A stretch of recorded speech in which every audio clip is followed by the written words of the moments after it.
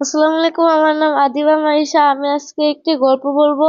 আমি যেই গল্পটি বলবো সেই একটি বই থেকে পড়েছি এবং সেই বইয়ের নাম পঞ্চভূত। এটি আমি বইমেলা থেকে কিনেছি এবং লিখেছেন হচ্ছে আব্দুল মাজেদ। তো আমি বলবো প্রথম গল্পটা। সেই গল্পের নাম হচ্ছে বাথনবাড়িয়া ভূত। এটা কবি নিজে লিখেছেন এবং নিজের অভিজ্ঞতা লিখেছেন এবং এটা তার জীবনে নিজে ঘটে যাওয়া একটি বাস্তব কাহিনী। তো আমি বলা শুরু করলাম। কবি ভূতদের অনেক ভয় পাইত, কিন্তু আধুনিক কালের জন্য সে আর ভয় পাইত না। কিন্তু তার গ্রামের বাড়িতে তার একটা ভয় ছিল। ওই গ্রামের বাড়িতে সবাই একটি গাছকে ভয় পাইত। সেই গাছটার নাম সবাই রাক্ষসনী রেখে দিয়েছিল, কারণ ওই গাছটার আশেপাশে দিয়ে যদি রাতে কেউ যায় তাহলে নাকি তাকে ঘাড় মটকে করে দেওয়া হয়।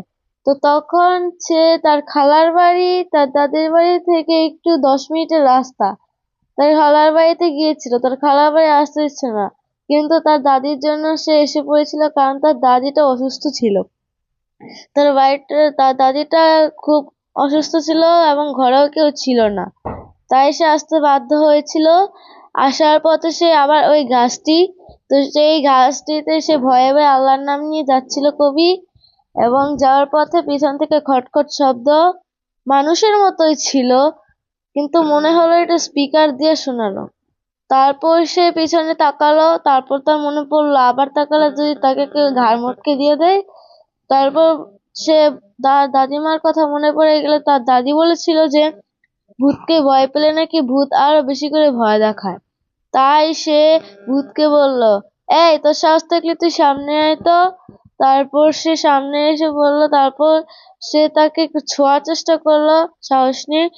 দেখে যে তাকে ছোঁয়া দেয়, তার মানে এটা মানুষ। তারপর সে চুলের মধ্যে এটাকে যে ধরলো, ধরার পর থেকে সত্যি এরা মানুষ। তারপর থেকে আর ওই গাছটিকে কেউ ভয় পায় না। তো কবি কত সাহসের কাজ করলো। তো এখান থেকে আমরা শিখতে পারি যে যদি আমরা কোনো কিছুকে ভয় পাই তাহলে সেটা আমরা সারা জীবনই ভয় পেয়ে যাব।